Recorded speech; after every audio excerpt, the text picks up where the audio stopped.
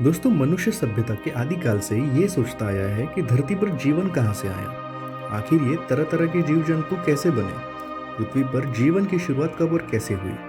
विज्ञान की अनसुलझी पहेलियों में से ये एक बड़ा राज है।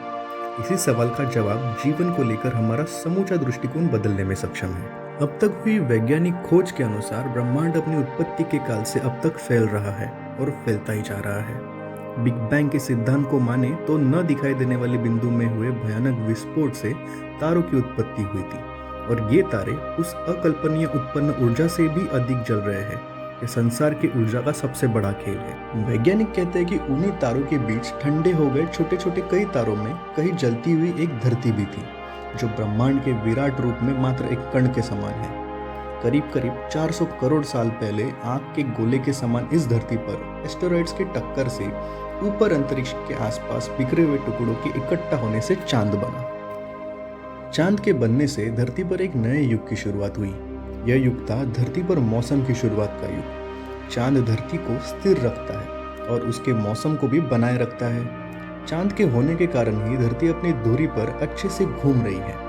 दरअसल जिस टक्कर से चांद बना था, उसकी वजह से ही धरती एक और मुड़ गई थी, और उसकी वजह से ही धरती को एक और चीज मिली थी जिसको आज हम मौसम कहते हैं। धरती पर जीवन के विकास के लिए मौसम का होना बहुत ही जरूरी है।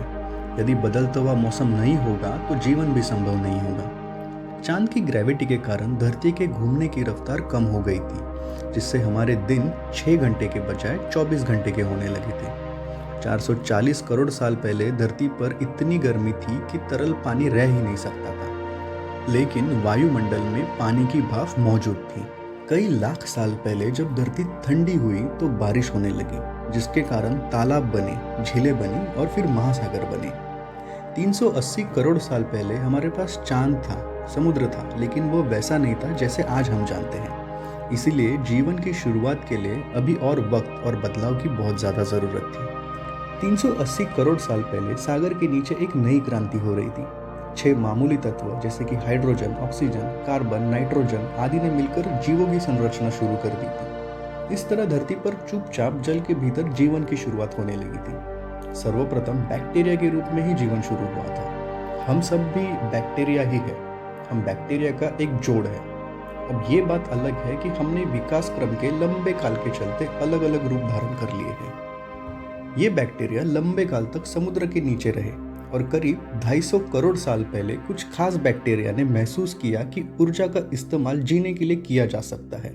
अब महसूस करने का अर्थ यह है कि यदि आपको एक बंद कमरे में रख दिया जाए तो आपका ध्यान सबसे पहले उस ओर जाएगा जिस ओर से हवा और प्रकाश आ रहा है। इस तरह उन्होंने महसूस किया कि ऊर्जा का इस्तेमाल कैसे किया जाए। उनके इस प्रयास से ऑक्सीजन पैदा हुई, और इस तरह ऑक्सीजन ने हमारे दुनिया में एक नई क्रांति की शुरुआत कर दी। ऑक्सीजन का होना जीवन के विकास क्रम में ईंधन जैसा था।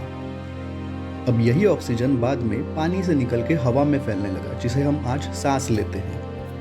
ऑक्सीजन महासागर के ऊपर वायुमंडल में जाने लगी। इसके बाद इस घटना से जीवन की विकसित होने की रफ्तार और ज़्यादा बढ़ गई। पहली बार किसी बैक्टीरिया ने ऑक्सीजन के सहारे भी जीना सीख लिया था। ऑक्सीजन ने ये पूरी कहानी बदल दी थी। 550 करोड़ साल पहले जब धरती अपना 400 करोड़वां जन्मदिन मना रही थी, तब वायुमंडल में ऑक्सीजन का स्तर 0 से बढ़कर 13% तक हो गया था।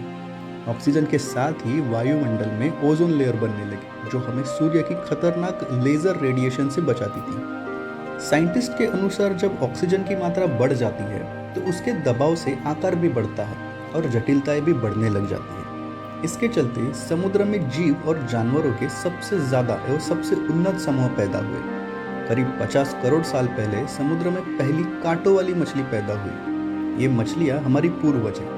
असल में आज के सारे रीढ़ वाले जीव इन मछलियों के आधारभूत ढांचे पर ही बने हैं। ऑक्सीजन के कारण धरती पर जल से निकलकर पौधे सबसे पहले आगे बढ़े।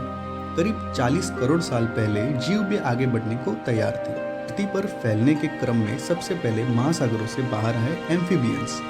एम्फीबियंस अर्थात उभयचर, एक ऐसी प्रजाति जो पानी और जमीन दोनों पे रह सकती है। ऐसे जीव पानी से निकलकर दूसरी जगहों पे बसने लगे। इससे उनके भीतर नए अंग विकसित होने लगे। इसी प्रकार नए नए जीवों की उत्पत्ति होने लगी।